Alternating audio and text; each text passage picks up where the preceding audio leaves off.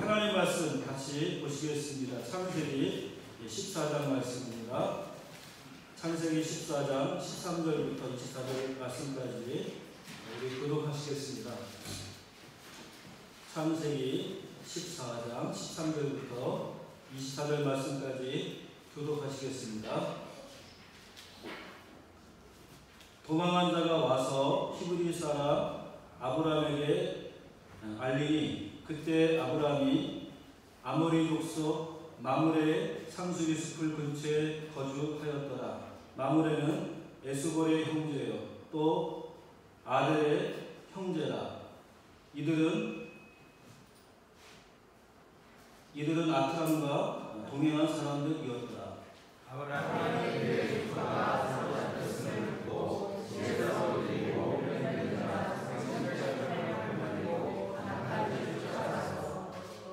그와 그의 가신들이 나뉘어 밤에 그들을 쳐 부수고 다메섹 왼편 호바까지 쫓아가 모든 빼앗겼던 재물과 자기의 조카들과 그의 재물과 또 부녀와 친척을 다 찾아왔다. 아브라함이 그돌라오멜과 그와 함께한 왕들을 쳐 부수고 돌아올 때 소돔 왕이 사회 골짜기 곧 왕의 골짜기로 나와 그를 영접하였고 살때가 멜기세덱의 뼈가 거주를 가지고 나왔으니 그는 지극히 높으신 하나님의 제사장이었더라. 그가 아브라함에게 축복하여 이르되 천지의 주제이시오 지극히 높으신 하나님이여 아브라함에게 복을 주옵소서. 너희 대적을 내 손에 주신 지극히 높으신 하나님을 찬송할지어다. 아브라함이 떠오른 곳에서 시내를 소돔 왕이 아브라함에게 이르되 사람은 내게 보내고 물품은 네가 가지라. 아브라함이 소돔 왕에게 이르되 천지의 주제이시오 지극히 높으신 하나님 여호와께 가성으로 맹세하노니 내 말이 내가 아브라함으로 치부하게 하였다 할까 하여 네게 속한 것은 실 한 오락이나 들매끈 한 가닥도 내가 가지지 아니하리라.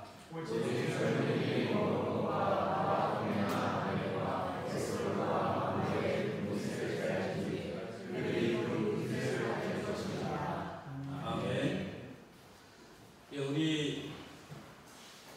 우리나라에 기독교가 들어온 지 벌써 이제 꽤 오랜 시간들이 흘렀습니다. 약 한 120여 년 가까운 이런 시간이 지났는데 한국의 기독교는 이 한국에 놀라운 영향을 미쳤고 그리고 큰 부흥과 성장을 경험했습니다.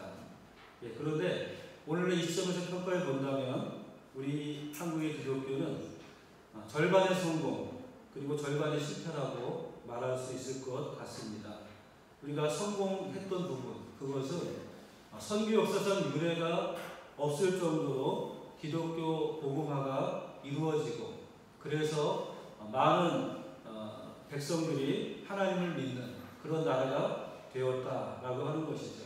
수많은 교회들이 세워지고 교회들은 부흥되어졌고 그래서 그 교회를 통해서 지금은 또 수많은 선교사들이 세계 각지에 나아가서 복음을 전하는 나라가 되었다라고 하는 것입니다.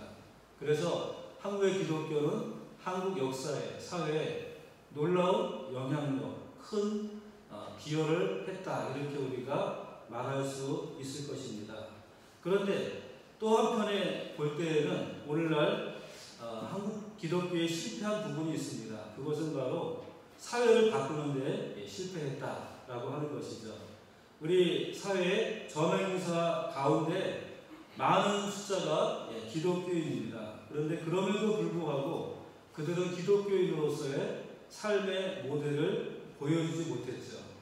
우리 국회의원 300명이 있는데 그 가운데 거의 40% 정도 달하는 기독교인들이 있습니다. 하지만 그들은 그 국회의원으로서 하나님의 정의에 입각한 그러한 역할들을 감당하지 못했다라고 하는 것이죠. 그리고 오늘날 이 사회 곳곳에 수많은 기독교인들이 있음에도 불구하고, 사회 지도층에도 많은 기독교인들이 있음에도 불구하고 그들이 기독교인으로서의 긍정적인 역할들을 하지 못했다라고 하는 것입니다. 그래서 오늘날 보면은 큰 사건 속에 보면은 꼭 기독교인들이 끼어 있는 모습을 우리가 보게 됩니다. 그 결과로 많은 불신자들은 우리랑 똑같다 이런 말들을 하기도 하고, 또 어떤 경우에는 우리보다 더하네 이런 생각을 품도록 했다라고 하는 것이죠. 이런 부분들은 우리 한국 기독교의 어떤 실패의 부분이다라고 말할 수 있을 것입니다. 기독교인들이 사회 안에서의 역할 또는 믿지 않는 사람들과의 관계를 잘못했기 때문에 나타나는 그런 결과들인 것입니다. 또한 교회가 하나님과 나와의 개인적인 신앙에 대해서만 가르쳤지 이웃과의 삶에 대해서 제대로 가르치지 않은 그런 결과라고도 말할 수 있을 것입니다. 하나님과 나와의 개인적인 신앙 이것만 중요하게 여겼고 이웃과 이웃 간의 관계 이런 것들은 우리가 소홀히 여겼기 때문에 결과적으로 이런 면들이 나타난 것이다 라고 말할 수 있을 것입니다. 분명한 것은 믿는 사람들보다 믿지 않는 사람들의 숫자가 훨씬 더 많다는 것이죠. 우리나라가 그렇게 복음이 전파되어지고 부흥되어지고 또 믿는 자들이 숫자가 많다 할지라도 아직도 여전히 믿는 자보다 믿지 않는 사람들의 숫자가 더 많고, 그리고 우리는 그들과 함께 살아가고 있다라고 하는 것입니다. 이 말은 무슨 얘기입니까? 우리가 어떻게 사느냐 이것이 중요하다는 얘기죠. 그리스도인들이, 예수 믿는 사람들이 세상 속에서 믿지 않는 사람들과 어떤 관계를 맺고 어떤 모습을 보이며 어떤 삶의 모습으로 살아가는가, 이것이 정말 중요한 문제다라고 하는 것입니다. 앞으로도 우리는 계속해서 다수의 믿지 않는 사람들 가운데 살아가야 되고 그들과 더불어서 우리가 공존하면서 살아야지만 합니다. 우리가 세상을 사는 동안은 결코 세상을 떠날 수가 없죠. 믿지 않는 사람들과 떠나서 별도로 떨어져서 살아갈 수 없다는 것입니다. 그러므로 우리에게는 지혜가 필요하죠. 하나님도 높이면서 삶에서도 승리하고 또 믿지 않는 사람들을 구원시켜야 하는 것입니다. 그렇게 한꺼번에 세 마리의 토끼를 잡으려고 하면은 우리가 어떻게 살아야지만 하겠습니까? 오늘 본문은 그것을 우리에게 말씀해 주고 있습니다. 믿는 자들이 진정한 세상 속에서의 삶의 모습이 어떠해야 하는가 하는 것을 오늘 우리는 이 아브라함을 통해서 함께 말씀을 나누려고 합니다. 우리가 아브라함의 일생을 성경을 통해서 살펴본다면 그는 분명히 성공한 사람입니다. 다수의 가난한 사람들, 불신자들 가운데 섞여 살았지만, 그러나 아브라함은 그 가운데에서 하나님의 이름을 높이며 하나님의 사람으로서 성공적인 삶을 살았던 인물입니다. 그가 성공한 이후에는 여러 가지가 있겠지만 오늘 본문을 통해서 몇 가지, 한 세 가지 정도를 우리가 함께 살펴보려고 합니다. 이것은 아브라함처럼 다수의 불신자들과 함께 살아가는 우리들에게도 좋은 교훈이 될 수 있을 것입니다. 첫째로 아브라함은 다른 사람들과 이웃들과 더불어 좋은 협력 관계를 유지하고 있었다라는 것이죠.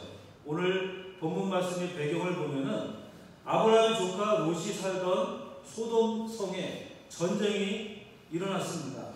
그 전쟁에서 소돔 왕이 패하죠. 그리고 그 성에 있는 모든 사람들이 다 포로로 잡혀가게 되었습니다. 물론 재산도 다 빼앗기게 되었고 그 소돔성에 살던 조카 롯도 포로로 끌려가게 되었다라고 하는 것입니다. 그곳에서 도망친 한 사람이 이 비보를 아브라함에게 전해 주었습니다. 이 소식을 듣고 아브라함이 어떻게든 조카를 구해야 되겠다 이렇게 생각하고 준비하는 장면이 나옵니다. 그런데 오늘 읽은 13절 말씀에 재미있는 말씀이 나오고 있습니다. 우리 13절 말씀 다시 한번 같이 읽어보겠습니다. 같이 한번 읽어보죠. 도망한 자가 와서 히브리 사람 아브라함에게 알리니 그때 아브라함이 아모리 족속 마므레의 상수리 숲을 근처에 거주하였더라. 마므레는 에스골의 형제요 또 아델의 형제와 이들은 아브라함과 동맹한 사람들이더라. 이렇게 말씀해주고 있어요. 지금 아브라함이 포로로 끌려간 조카를 구하기 위해서 누구하고 지금 이 싸움을 의논하고 있는가 하는 것을 말씀해주고 있습니다. 바로 자기와 동맹한 마므레, 에스골, 아델 이 세 형제 부족들과 함께 협의를 했다 하는 것입니다. 왜냐하면 아브라함은 그들과 동맹관계에 있었기 때문이죠. 동맹이라는 게 뭡니까? 여러 부족이나 국가들이 서로의 안전을 위해서 힘을 합쳐 공동보조를 취하기로 하는 이런 정치적인 제휴를 맺었다라는 것입니다. 자, 아브라함은 가나안에 살면서 이 세 형제 부족들과 함께 동맹을 맺었다는 것입니다. 그런데 우리가 이 말씀을 보면서 조금 의문이 듭니다. 왜냐하면 믿음의 사람답지 못하게 믿지 않는 주변의 부족들과 어찌 이런 동맹을 맺을 수 있겠는가 하는 것이죠. 그가 갈대아 우르에 살고 있을 때 하나님께서 그를 직접 찾아오셨습니다. 그리고 아브라함을 내가 너에게 지시할 땅으로 가라 그렇게 말씀하셨습니다. 그래서 아브라함이 갈대아 우르에서 모든 짐을 다 챙겨서 가족들과 이별을 하고 하나님의 말씀을 따라서 하란으로 그리고 가나안으로 이주를 하였습니다. 이렇게 가나안 땅에 거주하는 것은 전적으로 하나님의 말씀, 하나님의 약속을 의지하여서 이렇게 가나안 땅에까지 이르게 하였다라고 하는 것입니다. 자, 하나님께서 이런 아브라함에게 큰 약속을 해주셨죠. 내가 너로 큰 민족을 이루게 해줄 것이다. 너를 통해서 이 세계에 있는 모든 족속들이 복을 받게 할 것이다. 그리고 너의 후손이 가나안 땅 전체를 소유하게 될 것이다. 이렇게 하나님께서 아브라함에게 약속해 주셨습니다. 그래서 당당하게 아브라함은 하나님의 약속을 붙들고 이 가나안 땅에 거주하게 되었던 것입니다. 그런데 이렇게 철저한 보장을 받고 가나안 땅에 왔다면 하나님만 잘 섬기면 되는 거 아니겠습니까? 날마다 기도 열심히 하고 하나님의 말씀 의지하고 그렇게 산다면 하나님께서 아브라함을 지켜주시고 보호해 주시지 않겠습니까? 그런데 주변에 어떻게 이웃 부족들과 동맹을 맺는다는 게 말이나 되는 일입니까? 무엇이 겁나서 그렇게 하느냐 하는 것이죠. 어떻게 보면은 아브라함의 믿음에 문제가 있는 것이 아닌가 이렇게 생각이 들 수도 있습니다. 어떻게 믿지 않는 이방 부족들과 동맹을 맺을 수 있느냐? 하나님만 의지하지. 이런 생각을 할 수가 있는 것이죠. 아브라함이 너무 인간적이었다. 이런 생각도 할 수 있습니다. 그러나 저는 아브라함의 이 행동, 즉 이웃의 부족들과 동맹을 맺은 것이 신앙과 모순되는 것이 아니라고 생각을 합니다. 오히려 세상을 사는 지혜이다 라고 생각을 합니다. 그가 비록 하나님의 선택을 받은 선민이고 오직 믿음으로만 살려고 노력하는 그런 믿음의 사람이었지만 그는 여전히 어디에 살고 있습니까? 세상에 살고 있죠. 가난한 사람들 가운데에서 소수 민족으로서 외롭게 생존 경쟁을 해야만 하는 그런 처지입니다. 가난한 부신자들과 더불어 양을 치고 농사를 지어야 했습니다. 종종 그들과 어려운 문제를 다루기 위해서 머리를 맞대고 의논해야 했습니다. 어떤 때는 신세를 지기도 하고 또 어떤 때는 그 신세를 갚기도 하고 그러면서 우정을 쌓아나가는 것입니다. 그는 그 사회의 일원으로서 공경에 처할 때는 그들을 어떻게 도와야 할지를 알았습니다. 또 자신이 어려울 때에도 그들에게 어떻게 도움을 청해야 될지를 알고 있었던 것이죠. 이것이 동명이라는 말 한마디 가운데 들어있는 아브라함의 처세였다, 이렇게 생각을 하는 것입니다. 우리는 비록 세상에 속하지 아니한 자들이지만 세상에 살고 있는 자들이죠. 가나안 부족들과 함께 살고 있는 것입니다. 가이사의 나라에서 가이사 일을 하면서 우리가 살고 있습니다. 절대 다수가 하나님을 모르는 사람들 가운데 우리가 살고 있는 것이죠. 그러나 우리는 그들과 함께 살아야 한다는 것입니다. 그들과 어울리면서 살아야 하는 것입니다. 그래서 경우에 따라서는 그들과 협력해야 되고 그들의 도움을 받아야 되고 또 그들이 필요할 때는 도움을 주는 그런 입장에서 그들과 함께하는 그런 삶을 살아야 한다는 것입니다. 이것이 바로 세상에서 우리가 살아가야 되는 삶의 모습인 것이죠. 그러므로 믿음이 좋다고 해서 성도들끼리만 교회 안에서 지내는 것은 결코 잘하는 것이 아니고 바람직한 일도 아니라는 것이죠. 그렇게 하면 세상 사람들과 유대관계를 어떻게 제대로 맺을 수 있겠습니까?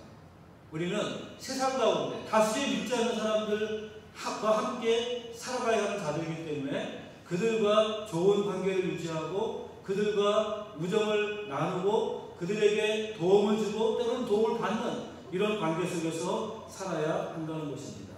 로마서 12장 18절에 보면 이런 말씀이 있습니다. 할 수 있거든 너희로서는 모든 사람과 더불어 화목하라, 이렇게 말씀했습니다. 이 모든 사람은 믿는 사람뿐만이 아니라 믿지 않는 사람을 다 포함하는 말입니다.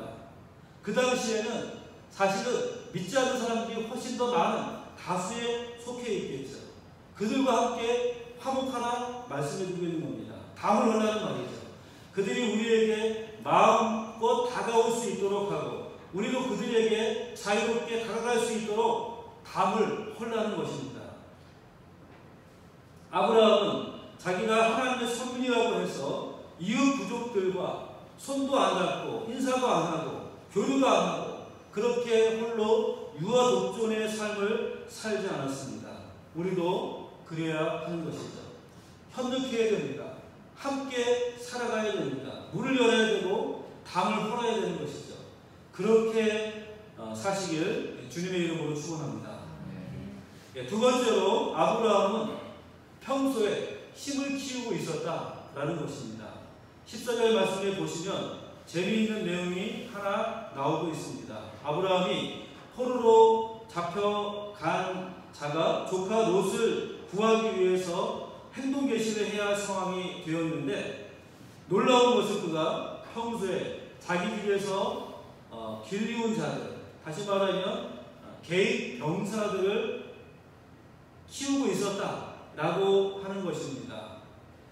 그 숫자가 몇 명입니까? 무려 318명이나 되는 군사를 그 아브라함의 수하에 두고 있었다라고 하는 것이죠. 평소에 칼을 쏘는 법을 가르치고 활을 쏘는 법을 가르치고 전투하는 법을 가르쳐서 대비를 하고 있었던 그런 아브라함에게 힘이 되는 그런 군사가 있었다라고 하는 것입니다. 고대 사회에서 이런 부족끼리 모여있는 이런 곳에서 318명이다라고 하면은 적은 숫자가 아닌 것입니다. 실로 어떻게 보면 대단한 그런 군사력을 가지고 있는 것이죠. 힘을 가지고 있는 것입니다. 그런데 이것은 믿음과는 모순되는 행동처럼 보이기도 합니다. 하나님이 지켜주시는데 왜 내가 병사를 모집하고 그들을 훈련시키고 키울 필요가 있느냐 이렇게 생각할 수가 있습니다. 더욱이 하나님께서는 아브라함을 가나안으로 보내시면서 분명히 약속을 했습니다. 너를 저주하는 자는 내가 반드시 저주할 것이다. 내가 너와 함께하고 너로 말미암아 모든 민족이 복을 받을 것이다. 이렇게 분명히 약속했습니다. 그런데 그런 약속을 받은 이 아브라함이 왜 자기 집에 이런 개인 병사를 양육하고 양성하고 있었겠습니까?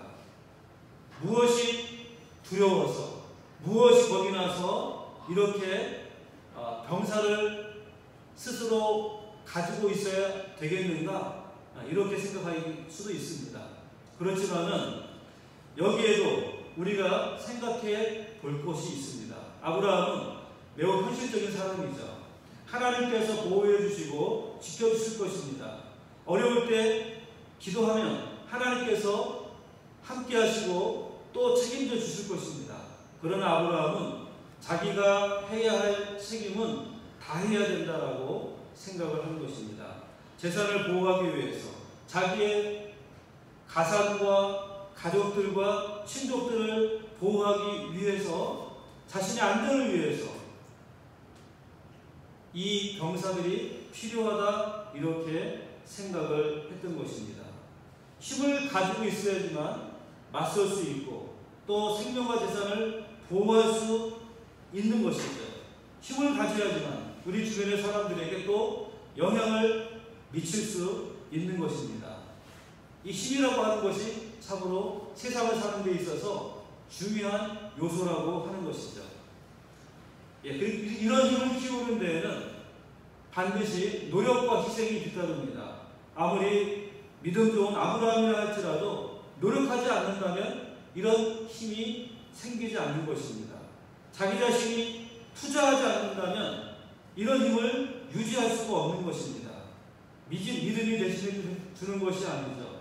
봄날 파종기가 되어서 농부들이 씨를 뿌릴 때 날마다 앉아서 그 시간에 기도한다고 해가지고 누가 대신 씨를 뿌려줍니까? 또 씨가 뿌려진 다음에 이제 그것이 자라게 되면은 물도 주고 비료도 주고 또 벌레도 잡아주고 이런 일들을 해야 되는데 그런 일 하지 않고 기도한다고 해가지고 누가 그 일을 대신해 주는 것이 아닙니다. 그러므로 하나님께서 나를 지켜주신다 할지라도 내가 해야 할 일은 해야 한다고 하는 것이죠.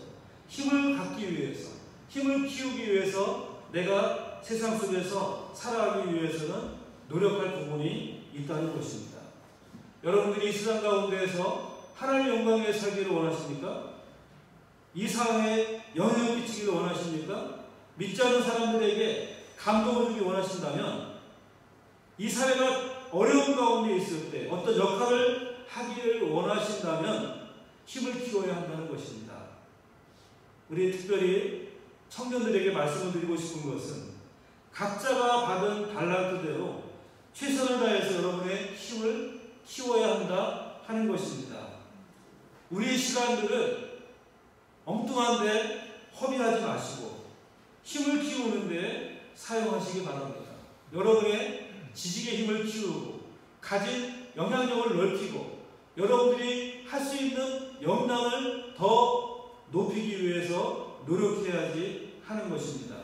그래야지 우리가 세상 가운데 인정받고 존경받고 또 세상 속에서 우리가 영향을 끼치는 삶을 살아갈 수 있는 것입니다. 세상 사람들이 아무나 다 이렇게 인정하고 아무나 다 그렇게 존중하는 것이 아니죠. 자기에게 도움을 주고 자기에게 좋은 역할을 해주는 그러한 사람들을 존경하고 그런 사람들을 인정하고 그런 사람들에게 고개를 숙이는 것입니다. 그래서 우리는 세상 가운데 이런 영향을 갖기 위해서는 평상시에 우리의 힘을 키우는 그런 노력이 필요하다는 것입니다.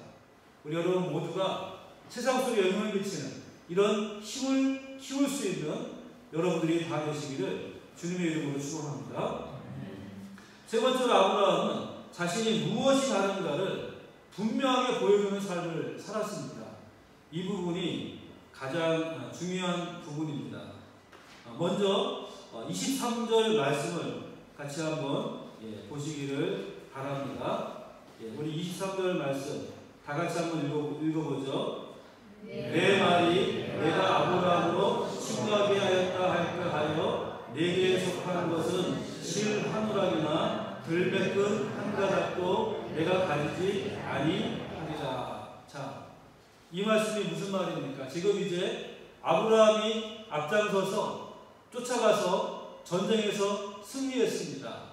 그래서 모든 포로들을 다 돌려받았고 재산도 돌려받았고 그리고 그들이 가지고 있었던 재산도 전쟁의 승리자의 몫이기 때문에 다 챙겨왔습니다. 그리고 엄청난 승리를 한 것이죠.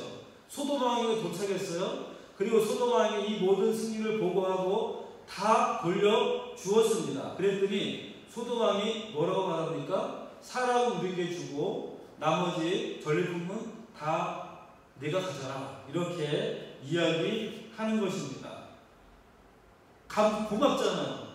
이게 전쟁에 패해가지고 모든 걸 다 빼앗겼는데 쫓아가서 복수를 해주고 포로도 다 찾아오고 전쟁에 승리했으니까 얼마나 고맙겠습니까? 그래 고마운 마음으로 소돔 왕이 한 이야기죠. 사람은 돌려주고 나머지 물질 같은 거 재물은 다 내가 가져라. 이렇게 이야기합니다. 그러니까 이때 아브라함이 한 말이 바로 23절 말씀입니다. 내가 그렇게 하지 않겠다라고 하는 것이죠. 어떤 실 한 오라기, 들매끈 한 가닥도 내가 가지지 않겠다. 이렇게 이야기하고 있는 것입니다. 모든 전리품들 하나도 내가 가지지 않겠다라고 하는 것이죠. 아브라함이 이렇게 한 이유가 무엇일까요? 이렇게 하고 나면 돌아서서는 아브라함이 자기 때문에 부자가 되었다 그럴 텐데 그 소리 듣지 않겠다라는 말입니다. 축복은 누구로부터 오는 것입니까? 하나님으로부터 오는 것이죠. 사람으로부터 오는 것이 아니라는 것을 지금 직접 행동으로 보여준 겁니다. 내가 이 전리품 취해가지고 나중에 소돔 왕이 가서 딴 얘기를 하는 거예요. 아브라함이 저렇게 부자가 된 것은 다 나 때문이야. 내가 아브라함에게 이런 전리품 갖다가 안겨줬기 때문에 이렇게 부자가 된 것이야. 이렇게 말할 것이기 때문에 나는 그런 거 받지 않겠다라고 이야기하는 것이죠. 너에게 실 한 오라기, 신발끈 하나라도 가지고 가지 않겠다라고 하는 것입니다. 이 아브라함이 얼마나 분명하게 선을 긋고 있는지를 우리는 볼 수 있습니다. 여기서 우리가 배워야 할 것이 무엇입니까? 아브라함은 자신이 어디서 다른가를 지금 보여주고 있는 것입니다. 또 하나의 사실이 있습니다. 오늘 우리가 읽지는 않았지만 23장으로 가보면 아브라함의 아내 사라가 죽었습니다. 그런데 아브라함이 가나안 땅에서 수십 년을 살았으면서도 장기로 쓸만한 땅이 없었습니다. 사람이 죽었는데 매장할 땅이 없는 것입니다. 그래서 헷 족속에게 찾아가서 이제 사정을 이야기하고 내 아내를 장사하려고 하는데 내게 땅이 없다. 너희들이 지금 소유하고 있는 그 막벨라 굴에다가 내가 매장지로 쓰고 싶은데 그 땅을 나에게 팔아라. 이렇게 말합니다. 그러니까 그 막벨라 굴의 소유주가 어떻게 말합니까? 아브라함이시여, 두말하지 말고 이 막벨라 굴 내가 그냥 드릴 테니까 그냥 가지십시오. 이렇게 말합니다. 굴뿐만 아니라 그 주변에 있는 모든 수목까지 전부 다 당신에게 드릴 테니 마음대로 쓰십시오. 이렇게 대답을 합니다. 이 정도 되면 우리는 어떻게 할까요? 처음에는 아닙니다. 그냥 제가 돈을 내고 사겠습니다. 이렇게 얘기하다가도 몇 차례 거절하다가도 하도 그렇게 권하면은 진심으로 그렇게 이야기를 하면은 감사합니다. 이렇게 하면서 그냥 받아들이지 않겠습니까? 그런데 지금 아브라함이 어떻게 합니까? 아니라 내가 이 땅을 그냥은 결코 가지지 않겠습니다. 내가 값을 지불하지 않고서는 결코 이 땅을 가지지 않겠습니다. 하면서 끝까지 돈을 지불하였습니다. 그러니까 이 주인이 못 이기는 척하고 돈을 받죠. 자, 여기서 아브라함은 안 믿는 사람들의 심리를 꿰뚫고 보았던 것입니다. 면전에서는 그냥 가지십시오, 괜찮습니다, 이렇게 해놓고 나서는 나중에 가서 뒷말한다는 거 너무나도 잘 알고 있었던 것이죠. 내가 그 땅 그냥 주어서 이렇게 말한다는 걸 너무나 잘 알고 있는 것입니다. 그렇기 때문에 아브라함은 이 모든 일에 있어서 분명하게 내쫓는 것을 하게 되었던 것이죠. 내가 그 땅 거저 가지지 않겠다. 값을 다 지불하고 사겠다. 원하는 만큼 내가 돈을 주겠다. 이렇게 해가지고서 그 땅에 대해서 다른 말이 나오지 않도록 했던 것입니다. 아브라함은 바로 하나님의 사람이죠. 하나님의 선민입니다. 하나님이 복을 가지고 살아야 되고 앞으로도 하나님께서 이 땅 전부를 자자손손에게 주신다는 약속을 받은 믿음으로 사는 사람인데 나는 이게 그냥 공짜로 땅을 얻어서 왜 뒷말을 듣겠느냐 하는 것이죠. 그는 절대로 그렇게 하고 싶지 않았던 것입니다. 그래서 안 받겠다는 것을 억지로 당시 시세를 쳐서 은 400세겔을 주고 그 땅을 사서 장례를 치르고 매장지로 삼았던 것입니다. 세상에 살면서 우리가 영차 없는 사람처럼 보이게 된다면 우리는 그들에게 감동을 주지 못합니다. 특별히 돈에 있어서 흐릿한 행동을 하게 되면 절대로 감동을 주지 못합니다. 속에 감추고 있던 욕심을 은근히 드러내는 어떤 행동을 하게 된다면 그들은 절대로 감동받지 못한다는 것입니다. 아브라함처럼 분명하게 행동해야 합니다. 우리의 생명, 우리의 성공, 우리의 부귀, 우리의 형통, 우리의 모든 미래는 전적으로 누구에게 달려 있습니까? 하나님에게 달려 있는 것이죠. 그러므로 사람들에게 어떤 구질구질하게 아부하거나 사람들에게 손내밀지 않는 것입니다. 아브라함은 지금 바로 그런 자세를 보이고 있는 것이죠. 나는 하나님을 믿는 사람이기 때문에 너희들에게 그 어떠한 것도 취하지 않겠다. 너희들로부터 그 어떠한 이득도 내가 얻지 않겠다. 분명한 자세를 보이고 있는 것입니다. 우리도 하나님의 선민으로서 하나님의 백성으로서 당당한 마음과 예의 바른 자세를 보여주면 그리고 욕심 없는 그런 투명한 자세를 보여주면 세상 사람들이 그 모습을 보고 감동을 받게 되는 것이죠. 왜냐하면 세상은 그렇지 않거든요.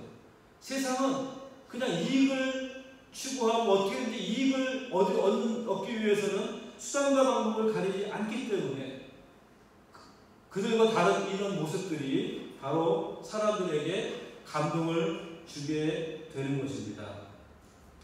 이 사람은 우리하고는 좀 다르구나, 분명히 다르구나 이렇게 느낄 때 그들의 마음 가운데 존경심이 생기는 것입니다.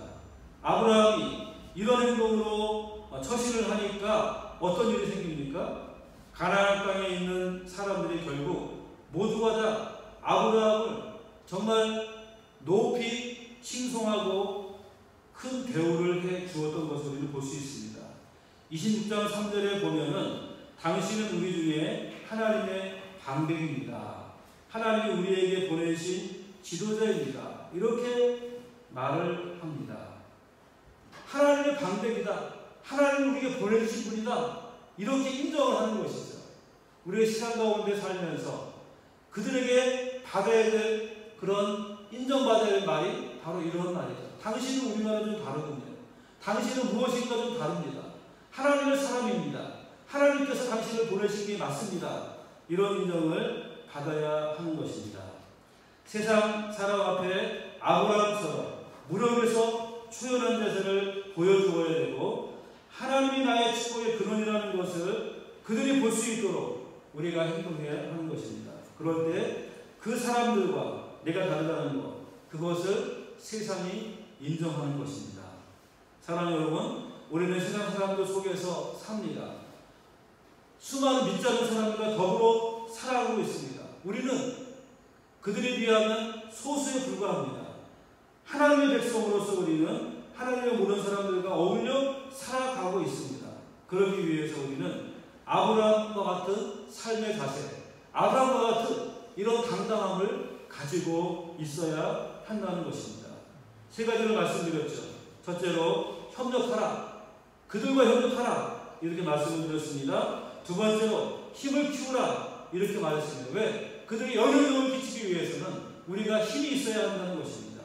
세 번째로는 다름을 보여주라 이렇게 말했습니다. 우리의 다름을 보여줄 수 있어야 한다는 것이죠. 우리가 이렇게 살면 세상을 변화시킬 수 있습니다.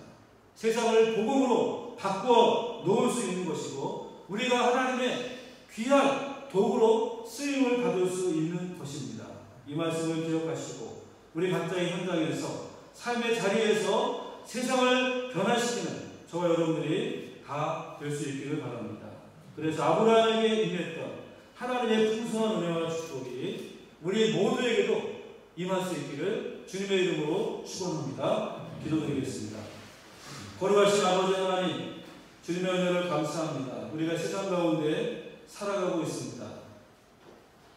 수많은 믿지 않는 자들과 어울려 살아가고 있는데 그들과 담을 쌓고 아니면 그들과 구별되어 살아가고 있지 않는지 우리 자신을 돌아보게 도우시고 우리는 그들과 함께하고 그들과 협력하고 그들에게 영향력을 끼칠 수 있는 사람, 그들에게 우리의 다름을 보여줄 수 있는 그런 삶을 살아갈 수 있도록 은혜를 내려 주시옵소서. 하나님을 믿는 자들이 무엇이 다른가 하는 것들을 우리의 말과 우리의 행동과 우리의 삶을 통해서 그들에게 보여줄 수 있는 삶이 되게 도와 주시옵소서. 그럴 때 세상이 바뀌어지게 되고 변화되어지게 되고 하나님의 영광이 드러날 줄 믿습니다. 또한 우리가 그렇게 살아갈 때 하나님의 놀라운 은혜와 축복이 우리의 삶 가운데 임할 줄 믿습니다. 그런 믿음의 사람들, 믿음의 가정들 다 될 수 있도록 은혜 베풀어 주시옵소서. 예수님의 이름으로 기도드리옵나이다. 아멘.